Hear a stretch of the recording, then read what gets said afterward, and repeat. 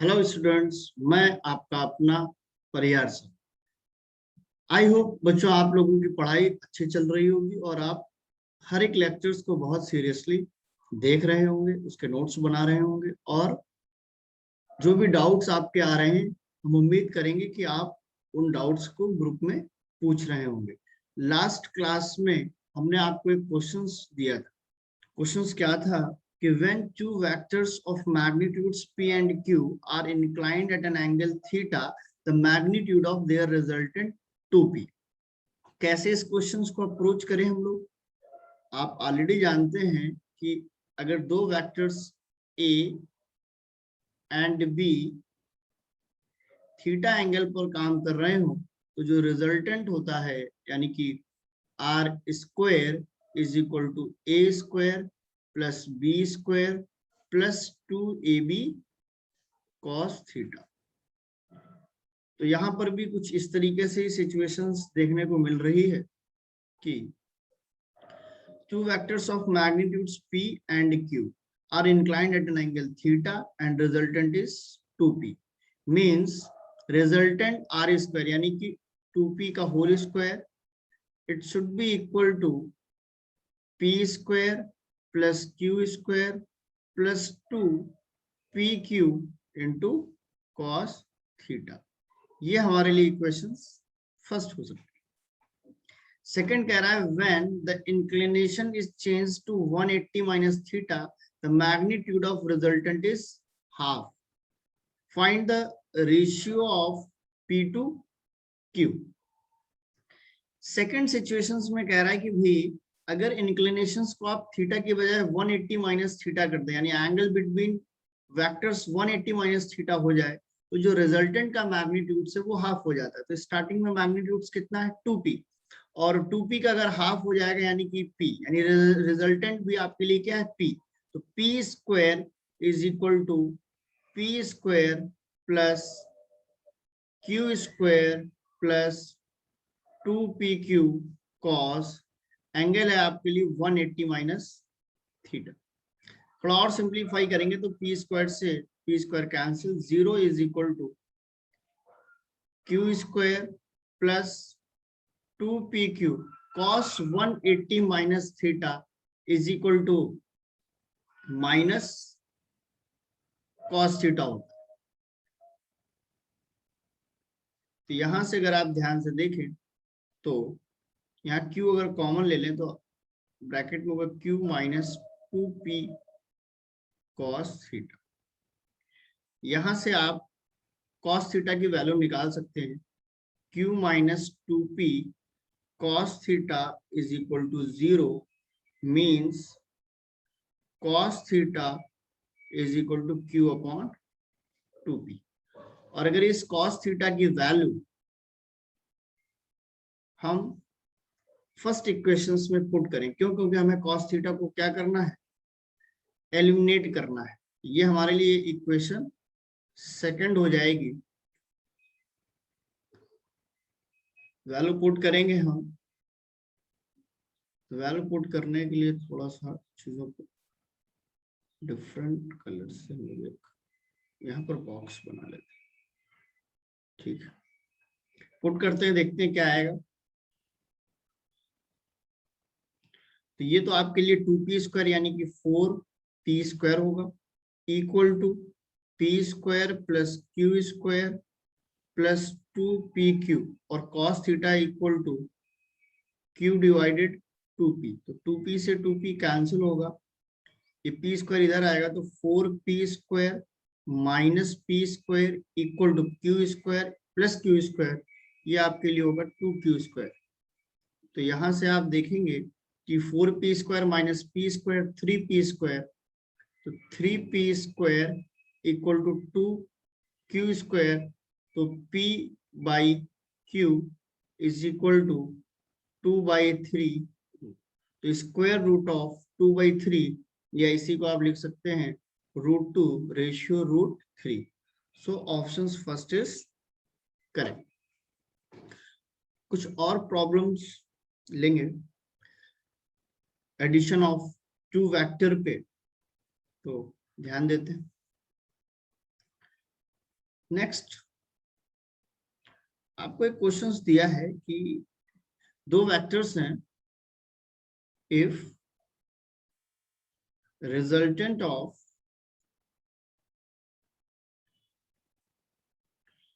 A vector and B vector is R. Clear? Questions में कह रहा है कि इफ R vector यानी resultant is perpendicular to A vector and magnitude of R vector is equal to magnitude of A vector. आपको find करना है, then find angle between R vector, angle between A vector and B vector. Find करना है अपने को angle between A vector and B vector. क्या करेंगे, बहुत सारे अप्रोच हैं यहाँ पर. अगर आप ध्यान से देखें तो आप फॉर्मूले से भी जा सकते हैं. एक मेथड से हम सॉल्व कर रहे हैं, आप और दूसरे मेथड से ट्राई करेंगे. क्लियर? कि R vector is perpendicular to A vector, तो भाई पैरेललोग्राम ही अगर देखने की कोशिश करेंगे भाई, अगर ये आपके लिए A वेक्टर है, ठीक, और क्वेश्चंस में कह रहा है कि भाई R वेक्टर जो है वो परपेंडिकुलर टू है A वेक्टर के. तो अगर R vector perpendicular to A vector है तो ये कुछ इस तरीके से सिचुएशंस हो जाएगी. अच्छा, मैग्नीट्यूड्स भी इक्वल हैं तो ऑलमोस्ट आप वेक्टर्स को इक्वल बनाने की कोशिश कर सकते. ये तो आप देख रहे हैं कि यहाँ पर ये है हमारे लिए R वेक्टर और ये है A वेक्टर. तो डेफिनेटली अगर पैरेललोग्राम कंप्लीट किया गया होगा तो यहाँ पर ये आपके लिए इस तरीके से B वेक्टर होगा. ये हमारे लिए क्या होगा, B वेक्टर. और हमें angle between A vector and B vector he find करना है. तो इस क्वेश्चंस को आप दूसरे ज्योमेट्री से अगर सॉल्व करेंगे तो बहुत इजी तरीके से देख पाएंगे कि अच्छा R वेक्टर और A वेक्टर्स के मैग्नीट्यूड इक्वल है. तो अगर आप इस ट्राइंगल्स को देखें, ये आपके लिए ट्राइंगल नजर आ रहा है. इस ट्राइंगल को अगर आप ध्यान से देखें तो भाई इसका मैग्नीट्यूड, ये दोनों इक्वल्स, दो साइड्स इक्वल है तो ये एंगल्स भी क्या होंगे, इक्वल होंगे. और अगर ये एंगल 90 है तो डेफिनेटली एंगल्स क्या होंगे, 45 डिग्री, और ये भी एंगल होगा आपको 45 डिग्री.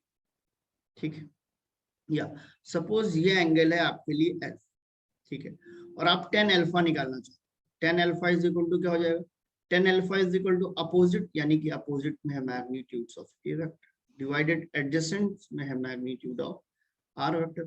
और क्योंकि दोनों के मैग्नीट्यूड्स क्या है, इक्वल हैं, इसका मतलब ये रेशियो क्या आएगा, 1 आएगा.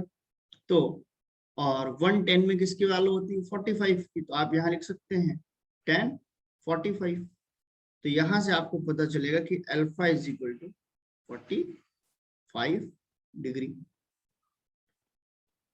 क्लियर?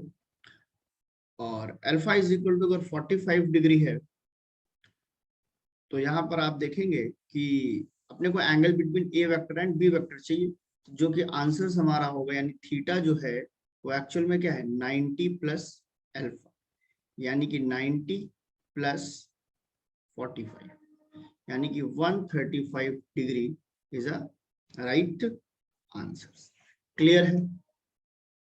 तो यहाँ पर आप देख रहे हैं कि इस क्वेश्चन को हमने बहुत आसानी से बाय ज्योमेट्री सॉल्व कर दिया.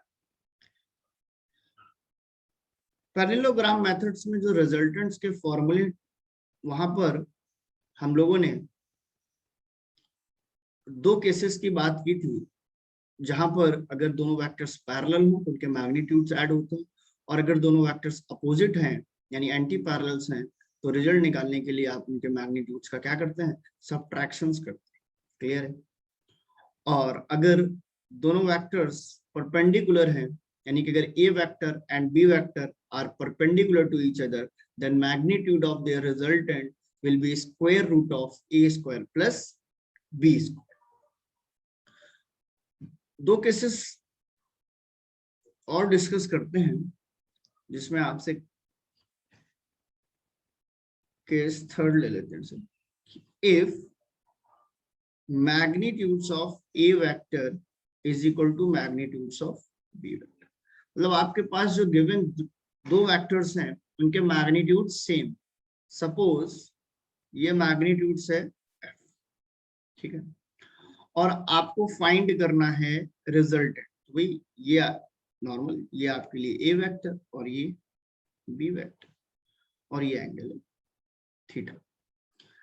आपको फाइंड करना है resultant, magnitude of resultant force. तो पैरेललोग्राम के हिसाब से अगर आप लिखेंगे तो आप क्या कहेंगे कि sir R square is equal to A square plus B square plus 2ab cos theta.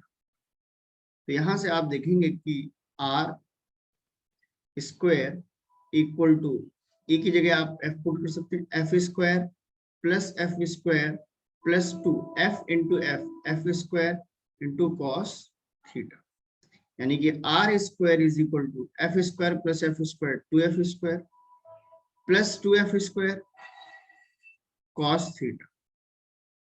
तो यहां से आप देखेंगे कि R square is equal to 2f square common लिया तो इन ब्रैकेट में आएगा 1 प्लस कॉस थीटा। उस ट्रिग्नोमेट्रिक आइडेंटिटी का हम यहाँ यूज करेंगे जिससे आपको ये बात और क्लियरिटी से समझ में आए कि भाई इसका रिजल्ट कैसे आ रहा है। बट फाइनली आपको रिजल्ट्स क्या करना है, फाइनली आपको रिजल्ट्स याद रखना। तो कुछ cos 2 theta equal to formula होता है 1 माइनस 2 साइन स्क्वायर थीटा, या cos theta is equal to होता है 2 cos square theta minus 1।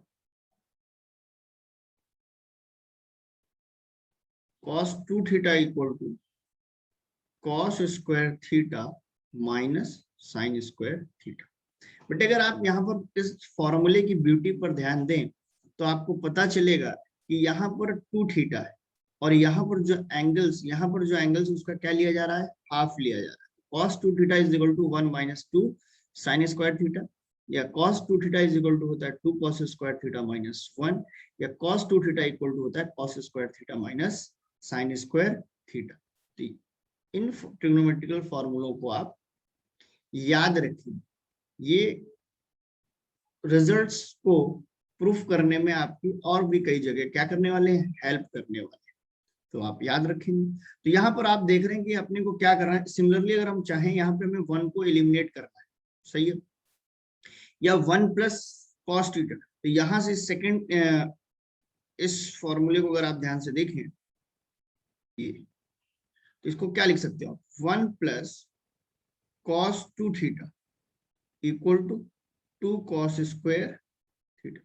Similarly अगर यहाँ पर 2 थीटा की बजाय थीटा होता 1 plus cos theta equal to, यहाँ आप क्या होता, एंगल्स का हाफ हो जाता है, यानी 2 cos स्क्वायर थीटा बाई 2। तो यहाँ पर 1 प्लस cos थीटा की जगह आप क्या लिख सकते हैं, 1 प्लस cos थीटा की जगह हम यहाँ पर लिख सकते हैं 2 cos स्क्वायर थीटा बाई 2।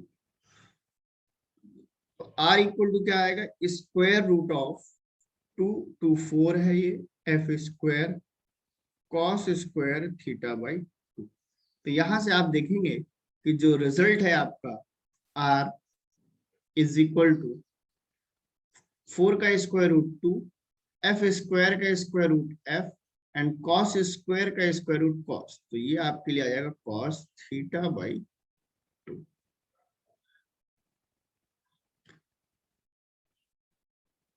तो क्या समझना है आप कि अगर दो वेक्टर्स a और b थीटा एंगल पर काम कर रहे हैं और अगर उनके मैग्नीट्यूड सेम है तो जो रिजल्टेंट्स का मैग्नीट्यूड होगा उसके लिए आप एक फॉर्मूला याद रख सकते हैं, रिजल्टेंट्स का मैग्नीट्यूड होगा 2f cos theta by 2। Simply आप एक लाइन में से सॉल्व कर सकते हैं। एंड जो रिजल्टेंट वेक्टर है वो क्या एंगल बना रहा है, यानी कि ये जो r वेक्टर है यहाँ पर एंगल्स जो है अल्फा और बीटा, यानी r वेक्टर एक ए वेक्टर के साथ क्या एंगल बना रहा है, या आर वेक्टर बी वेक्टर के साथ क्या एंगल बना रहा है, ये इक्वल्स होंगे, यानी कि alpha is equal to beta equal to आएगा आपका थीटा बाई 2। तो ये इस तरीके से आपको डायरेक्शंस मालूम चल जाएगी। तो आपको बस ये सिचुएशंस ध्यान रखनी कि भाई two vectors are acting at an angle theta and have same magnitudes, then resultant will be 2f cos theta by 2 and directions या alpha and beta will be equal to theta by 2. Clear है? Next, fourth situations की बात करें कि भाई if magnitudes of a vector is equal to magnitudes of b vector and it is equal to magnitude of resultant of these two vectors. अगर ये तीनों ही क्या है, इक्वल्स हैं, तो आपको फाइंड करना है, find angle between A vector and B vector. या केसेस की बात हो रही है तो आप कह सकते हैं कि if magnitudes of vector are equal and their resultant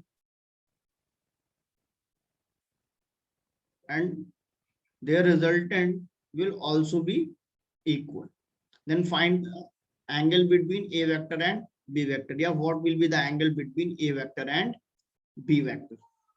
तो अभी हमने देखा कि भाई अगर दो वेक्टर्स इनके मैग्नीट्यूड सेम हो, थीटा एंगल पर काम कर रहे हो, तो जो रिजल्टेंट होगा वो इज इक्वल टू क्या हो जाएगा, 2f cos थीटा बाई 2।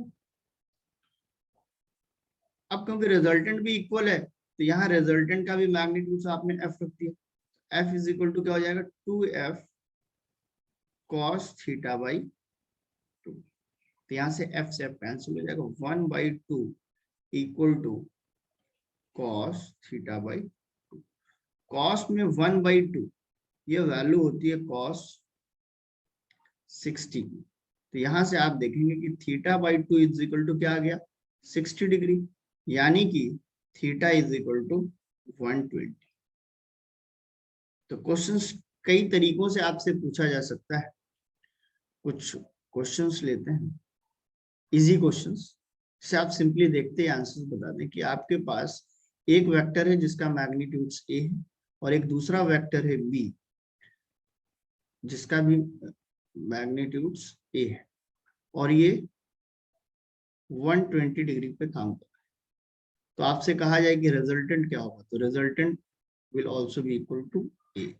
तो सीधे आपको क्या आ गया आंसर, ठीक है।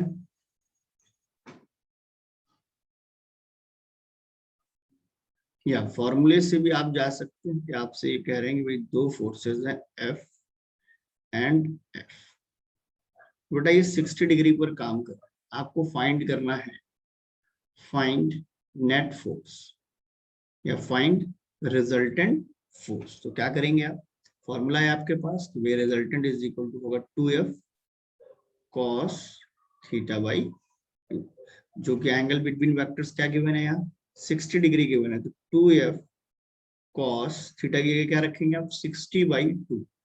तो यहाँ से r इज इक्वल टू क्या आएगा 2f cos 30 और cos 30 की वैल्यू होती है √3/2। तो आपका आंसर हो जाएगा √3f।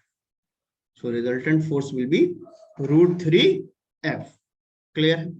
तो इस तरीके से आपने देखा कि हम लोगों ने ग्राफिकल और एनालिटिकल दोनों तरीके से एडिशन ऑफ टू वेक्टर को समझने की कोशिश करी और आपके पास फॉर्मूला भी है कि if two vectors are added तो आप उनके रिजल्टेंट्स और डायरेक्शंस बहुत इजीली कैलकुलेट कर सकते हैं। अब हम बात करेंगे नेक्स्ट एडिशंस ऑफ वेक्टर में पॉलीगन मेथड कि पॉलीगन मेथड में क्या होता है।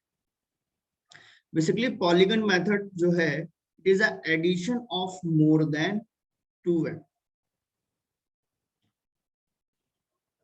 पॉलीगन मेथड जो है,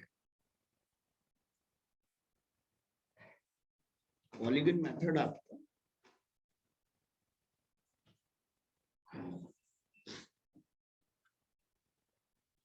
this method is used for addition of more than 2 vector. करते क्या है, अगेन ये भी ट्रायंगल्स मेथड के तरीके है कि आप वेक्टर्स को कॉन्टिन्यूअस ऐड करेंगे और डिसकंटिन्यूअस वेक्टर ही आपके लिए क्या हो जाएगा, रिजल्टेंट वेक्टर हो जाएगा। क्लियर है? तो फिलहाल फिर भी अगर कहें कि स्टेप फर्स्ट जो होगा आपके लिए,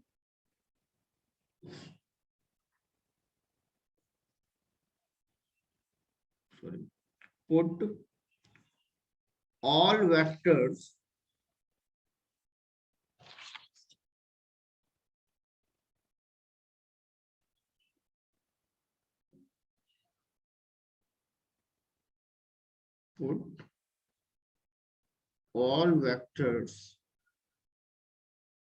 head to 10। पैरेलल शिफ्टिंग करेंगे हर एक वेक्टर्स की, और एक वेक्टर्स के हेड से दूसरे वेक्टर का टेल, दूसरे वेक्टर्स के हेड में तीसरे वेक्टर का टेल, तीसरे वेक्टर के हेड में चौथे वेक्टर का टेल, और इस तरीके से आप ऐड करेंगे। Put all vectors head to tail. And next जो स्टेप होगा वो है draw vector starting from tail of first vector to head of last vector, or this is the resultant vector। तो यहां पर आपको सपोज मोर देन 2 वेक्टर्स है, तो सपोज एक वेक्टर ये है, दूसरा वेक्टर ये रहा, तीसरा वेक्टर ये रहा, फोर्थ वेक्टर ये रहा। इस तरीके से आपको 4 वेक्टर्स के में। क्लियर?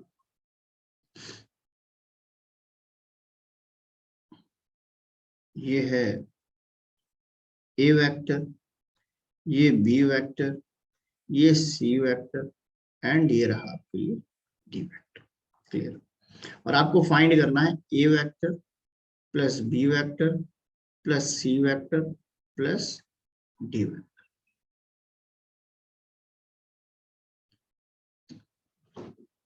ए वेक्टर के हेड में आप क्या करेंगे, बी वेक्टर्स का टेल ऐड करेंगे। तो यहां पर हम इस बी वेक्टर को शिफ्ट करा रहे हैं, और इस बी वेक्टर को पैरेलल शिफ्ट कराकर हमने ए के हेड से ज्वाइन कर दिया। अब बी वेक्टर के हेड में आप क्या करेंगे, सी वेक्टर का टेल ज्वाइन कर देंगे। ये आपने ज्वाइन कर दिया।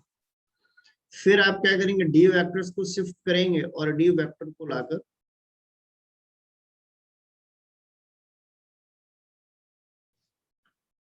सी वेक्टर के हेड में ज्वाइन कर। तो इस तरीके से आप देख पा रहे हैं ए vector, B vector, C vector और डी वेक्टर, आपने सारे वेक्टर्स को हेड टू टेल ज्वाइन कर लिया। अब क्या करना, draw a vector starting from tail of first vector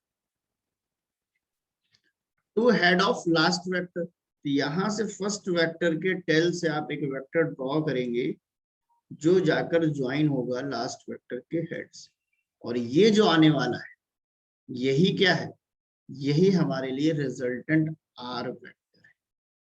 clear है? तो इस तरीके से हम पॉलीगन मेथड्स में मोर देन 2 वेक्टर्स को क्या करते हैं, ऐड करते हैं। इस पर बेस्ड हम कुछ सिंपल प्रॉब्लम्स कंसिडर करेंगे।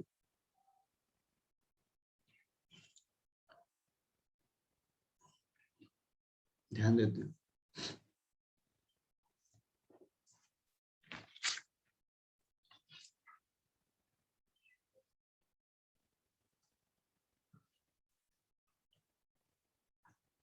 सपोज अपने को एक वेक्टर ए गिवन है, जो कि इसका मैग्नीट्यूड कोई भी वेक्टर क्वांटिटी हो सकती है। इस वजह से अब हम पर्टिकुलर वेक्टर्स ना लेकर सिर्फ आपको ऐसे समझाने के लिए एक वेक्टर है जिसका मैग्नीट्यूड है 2 यूनिट, और एक दूसरा वेक्टर है जिसका मैग्नीट्यूड है 2 यूनिट, एंड थर्ड वेक्टर है, इसका भी मैग्नीट्यूड है 2 यूनिट। आपको फाइंड करना है, फाइंड रिजल्टेंट वेक्टर। तो क्या करेंगे भाई, ये रहा आपके लिए 2 यूनिट वेक्टर, इसके हेड से आप दूसरे वेक्टर्स का टेल जोड़ेंगे, ये भी रहा 2 यूनिट, ये 2 यूनिट, और दूसरे वेक्टर्स के हेड से थर्ड वेक्टर का टेल, ये भी क्या है आपके लिए 2 यूनिट। और अब आप क्या करेंगे कि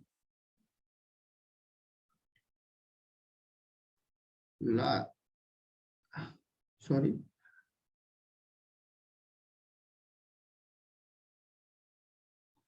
अब आप फर्स्ट वेक्टर के टेल से, फर्स्ट वेक्टर के टेल से लास्ट वेक्टर का हेड इस तरीके से ज्वाइन करो। तो आप देख रहे होंगे कि ये एक स्क्वायर बन गया, तो जिसमें आपको बहुत ज्यादा सॉल्व करने की जरूरत नहीं होती। भाई स्क्वायर है तो डेफिनेटली जो ये स्क्वायर की फोर्थ साइड है और इसका भी मैग्नीट्यूड्स क्या होगा 2 यूनिट्स आ जाएगा। तो जो रिजल्टेंट वेक्टर होगा, इस रिजल्टेंट वेक्टर का मैग्नीट्यूड भी क्या होगा 2 यूनिट होगा। और डायरेक्शंस की बात करें, अगर ये आपके लिए एक्स एक्सेस है, ये वाई एक्सेस है, तो जो डायरेक्शन हो जाएगी वो हो जाएगी आपकी towards positive Y axis. Clear है?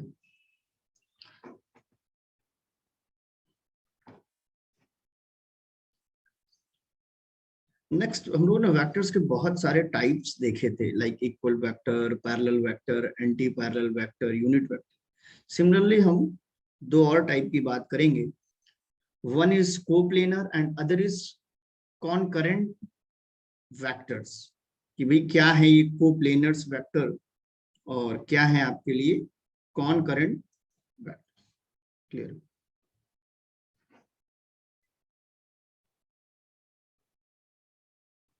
कोप्लेनर वेक्टर,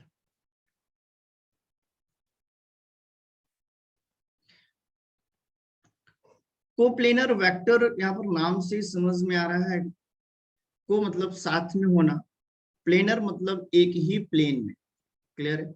जैसे आप देख रहे हैं कि आपकी अपनी नोटबुक में आप जितने भी वेक्टर्स बनाने वाले हैं, एक सिंगल पेज में, आपका पेज ये है और इस पेज में आप जितने भी वेक्टर्स बनाने वाले हैं, तो ये सारे के सारे वेक्टर्स क्या कर रहे हैं, ये सारे के सारे वेक्टर इस प्लेन को क्या कर रहे हैं, शेयर कर रहे हैं। तो ये सारे के सारे वेक्टर्स क्या कहलाएंगे, ये सारे के सारे वेक्टर्स आपके कोप्लेनर वेक्टर कहलाएंगे। तो व्हाट इज कोप्लेनर वेक्टर्स या व्हाट आर कोप्लेनर वेक्टर्स? तो they share the same plane. ऐसे वेक्टर्स जो सेम प्लेन पर लाई करेंगे उन्हें हम क्या कहेंगे, उन्हें हम कोप्लेनर वेक्टर्स कहेंगे। Next, concurrent vector. ऐसे वेक्टर्स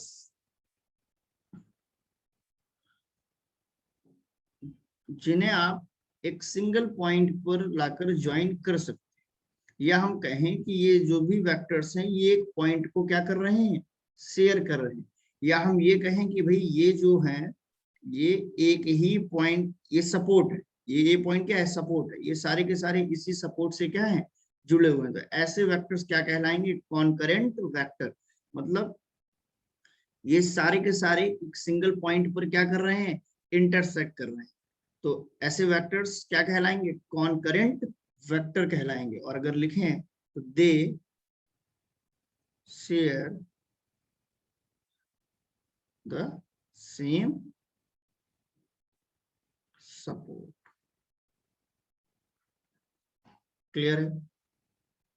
अच्छा, जैसे आपने देखा कि भाई हमने अगर हमें addition of more than 2 vector करना है, ठीक, सर हमें पता है पॉलीगन मेथड्स होता है, हेड टू टेल ज्वाइन करते हुए चले जाएंगे और फिर टेल टू हेड हमारे लिए क्या आ जाएगा, रिजल्टेंट आएगा।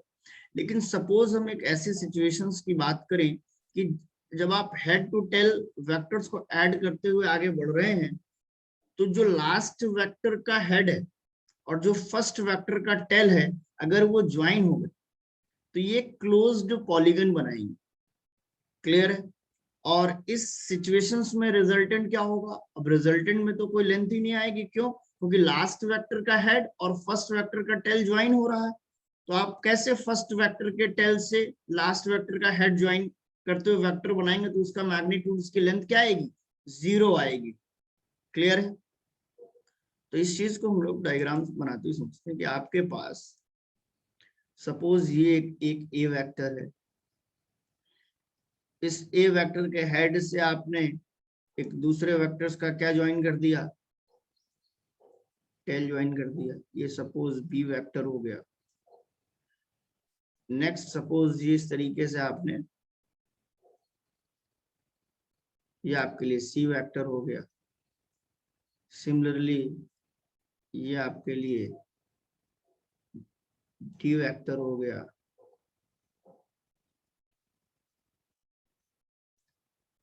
सिमिलरली ये आपके लिए ई वेक्टर हो गया। ये सपोज एफ वेक्टर हो गया।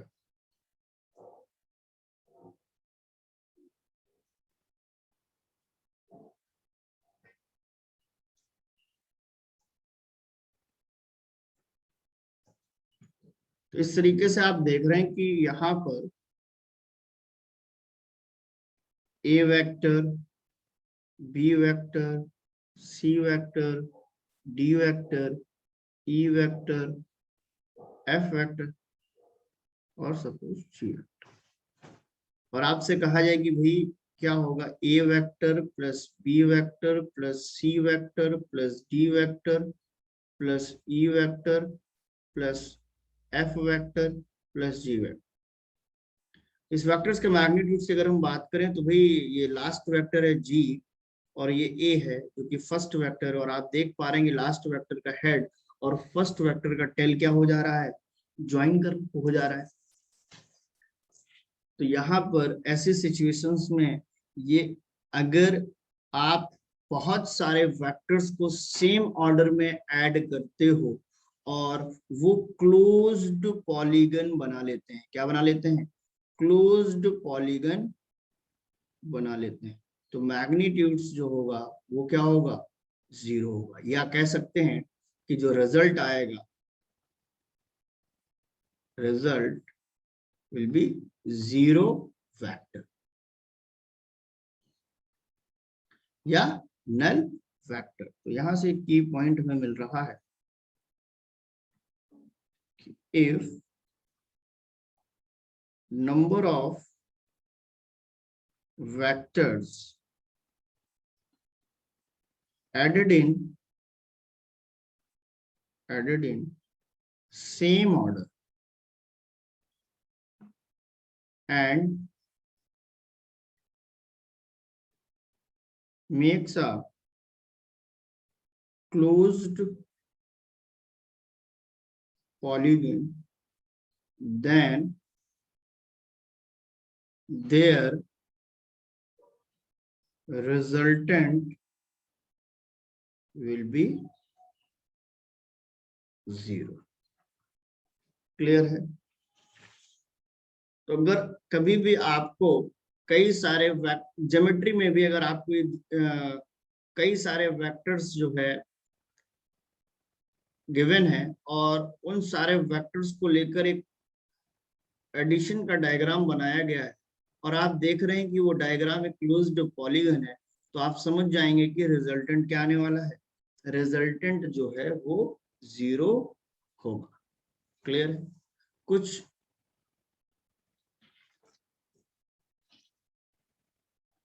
और इम्पोर्टेंट पॉइंट्स की हम बात करेंगे जो अपने आप में ही क्वेश्चंस, जो अपने आप में ही क्या है? क्वेश्चंस। ध्यान देते हैं।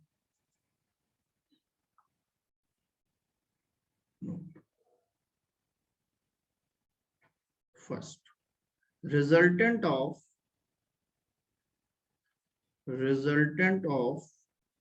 two unequal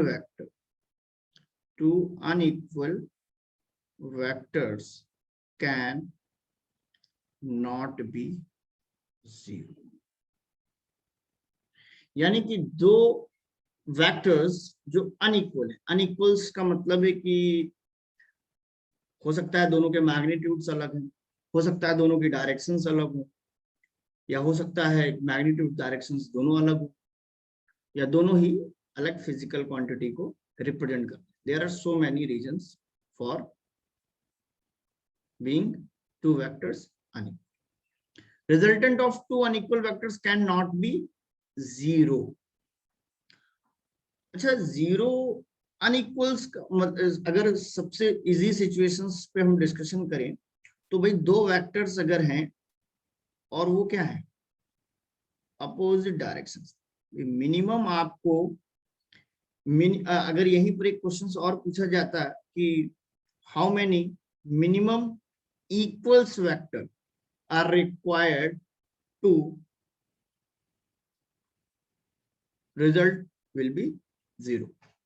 रिजल्टेंट यहां पर क्या कह रहा है, resultant of two unequal vector can not be zero. तो अगर आपके दो वेक्टर्स जिनके लेंथ सेम होती है और अपोजिट डायरेक्शंस में होते, ये कैंसिल होकर क्या हो जाता, जीरो बना ले। लेकिन यहां पर कह रहा है कि the resultant of two unequal vectors can not be zero. बिल्कुल सही बात है कि अगर दो वेक्टर्स अनइक्वल हैं तो जो मिनिमम सिचुएशन से बाकी और किसी भी सिचुएशंस में जीरो होने की पॉसिबिलिटी नहीं है। केवल एक ऐसा ही एंगल है कि ये 180 पर दो वेक्टर्स सिर्फ और सिर्फ कब जीरो हो सकते हैं, दो वेक्टर्स जब अपोजिट डायरेक्शंस में काम कर रहे हो और दोनों के मैग्नीट्यूड सेम हो, तभी ये जीरो हो सकते हैं। अनइक्वल कह दिया, अगर अनइक्वल्स हैं तो एंगल भले आपने 180 ले लिया हो, लेकिन कभी भी ये एक दूसरे के रिजल्ट को जीरो नहीं करेंगे। सपोज एग्जांपल के लिए अगर ये 4 न्यूटन है और इस तरफ लग रहा है 3 न्यूटन, तो डेफिनेटली आपको जो रिजल्ट आएगा वो 1 न्यूटन आएगा, कभी भी जीरो नहीं होता। Resultant of two unequal vectors can not be zero. Second, resultant of three coplanar vectors may or may not be zero। Resultant of three coplanar vectors may or may not be zero. अगर आपके पास three vectors हैं और कैसे हैं, coplanar vectors हैं, तो उनका जो रिजल्ट है वो जीरो हो भी सकता है और जीरो नहीं भी हो सकता है। बिल्कुल सही बात है कि अगर आप ध्यान से देखें कि भाई अगर ये तीनों वेक्टर्स मिलकर क्या कर रहे होंगे, ये आपके अपनी नोटबुक या स्क्रीन यहाँ पर क्या एक प्लेन ही, एक वेक्टर आपने ये लिया, दूसरा वेक्टर आपने ये लिया, सही है, सेम ऑर्डर में ले रहे हैं, और तीसरा वेक्टर जो है वो आपने ये ले लिया। तो आप देख रहे हैं कि तीनों वेक्टर्स को आपने क्या किया है, सेम ऑर्डर में लिया, और फर्स्ट वेक्टर का टेल और थर्ड वेक्टर का हेड ज्वाइन हो गया। तो यहां पर रिजल्ट क्या आएगा, ये आपके लिए ए वेक्टर, बी वेक्टर और सी वेक्टर। इस सिचुएशंस में A vector plus B vector plus C vector is equal to क्या आ गया, जीरो आ गया। लेकिन अगर यहीं पर आप थ्री वेक्टर्स लेते और यहाँ पर देख पा रहे हैं तीनों vector, A vector, B vector, C vector, तीनों वेक्टर्स क्या हैं, तीनों वेक्टर्स ही कोप्लेनर है। अब मान लीजिए ए वेक्टर ये रहा आपके लिए, बी वेक्टर ये हुआ और सी वेक्टर मान लीजिए ये आ गया। अगेन ये तीनों वेक्टर्स क्या हैं, कोप्लेनर है। ये रहा आपके लिए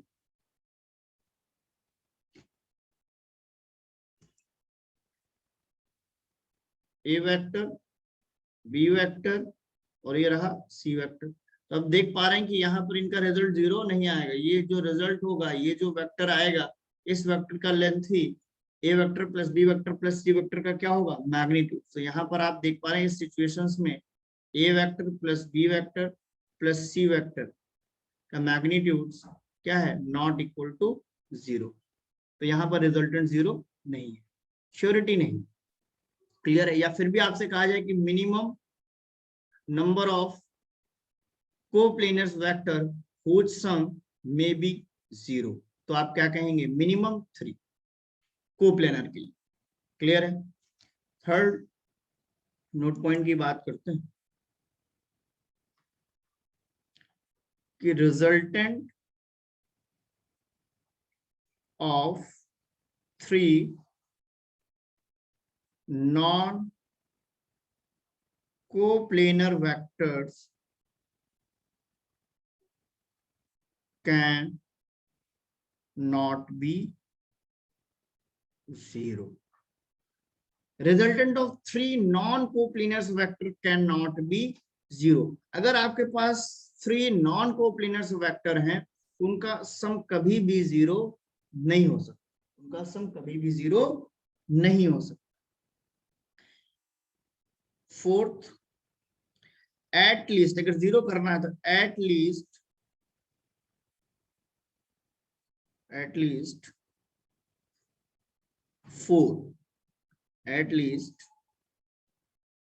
4 non-coplanar vectors we must require to make their resultant equal to 0। Minimum आपके पास 4 नॉन कोप्लेनर्स वेक्टर होने चाहिए जिससे उनका रिजल्ट 0 बनाया जा सके। जैसे कि अगर हम बात समझें कि यहां पर आपके पास ये सपोज एक वेक्टर है x, ये y और ये z, तो आप देख पा रहे हैं तीनों वेक्टर्स क्या हैं, तीनों वेक्टर्स आपके लिए डिफरेंट प्लेन में है, एक ही सिंगल प्लेन में नहीं। ये दोनों तो एक प्लेन में, लेकिन ये एक प्लेन में नहीं है। तो आपको भी लग रहा है कि ये सिचुएशंस बनी, और यानी कि अगर अपने को रिजल्ट 0 करना है तो बस एक वेक्टर आपको और रिक्वायर्ड है जो क्या करे, इस रेड मार्कर और ये जो ब्लैक मार्कर है, इस रेड मार्कर के हेड से एक वेक्टर ऐसा आए जो ब्लैक मार्कर के क्या करे, इस टेल को इस तरीके से क्या कर ले, टच कर ले। तो यानी कि 4 नॉन कोप्लेनर, मिनिमम आपको 4 वेक्टर्स चाहिए non coplanars to make their resultant equal to 0। लेकिन अगर कोप्लेनर वेक्टर की बात की जाए तो आपको 3 चाहिए। क्लियर है? उसे लिख देते हैं, at least 3 coplanar vectors we must require to make their resultant equal to 0। Clear है? तो आई होप ये बातें आपको समझ में आई होंगी। मिलते हैं हम नेक्स्ट क्लास में और बात करेंगे सब्ट्रैक्शन ऑफ वेक्टर की और एडिशन ऑफ वेक्टर्स को कुछ नए रूप में, कुछ नए फॉर्मेट में भी देखें। क्लियर है? Thank you.